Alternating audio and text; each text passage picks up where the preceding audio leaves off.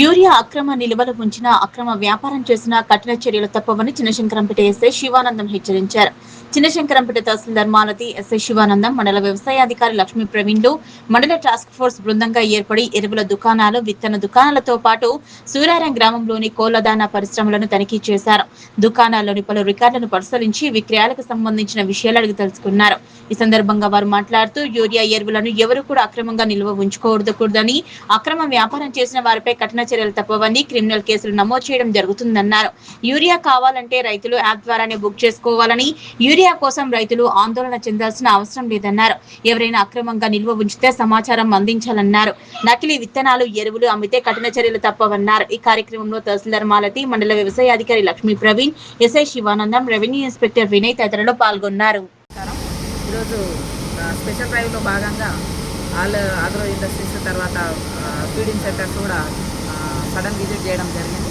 అందులో మాది ట్రాన్స్పోర్ట్ టీమ్గా ఎస్ఐ గారు, తర్వాత ఏవో తహసీల్దార్ టీమ్గా ఉన్నాం కాబట్టి అన్నీ చెక్ చేయడం జరిగింది. ఏమన్నా అవకతవకలు జరుగుతున్నాయా, యూరియా ఎక్కడన్నా బ్లాక్ చేశారా, లేకపోతే యూరియన్ డైవర్ట్ అంటే ఇతర వేరే అవసరాలకు ఏమన్నా మన సబ్సిడీ యూరియన్ యూజ్ చేస్తున్నారా అనే ఉద్దేశంతో ఈ డ్రైవ్ చేయడం జరిగింది. మన దగ్గర అయితే ఇప్పటివరకు అట్లాంటిది ఏం జరగలేదు కాబట్టి ఇలా పీస్ఫుల్ ఉంది. అట్లాగే మనకి యూరియా కోసం కూడా నెక్స్ట్ మంత్ నుంచి మనకి యూరియా యాప్ ఓపెన్ అవుతుంది కాబట్టి రైతులందరూ కూడా ఈ విషయాన్ని గమనించి యాప్ ఓపెన్ అయిన తర్వాతనే మీరు అప్లై చేసుకొని పద్ధతిలో అప్లై చేసుకొని అందులో తీసుకోగలరని చెప్పేసి రైతులను కోరుకుంటున్నాము. యూరియా దొరకదో ఏమనే ఉద్దేశంతో రైతులు కూడా బ్లాక్ చేయకూడదు. యూరియాని మీకు అవసరం ఉన్నంతనే తీసుకొని మళ్ళీ రిటర్న్ వచ్చేస్తుంది కాబట్టి వెంటనే మళ్ళీ వస్తుంది కాబట్టి ఎవరు కూడా భయపడని అవసరం లేదు.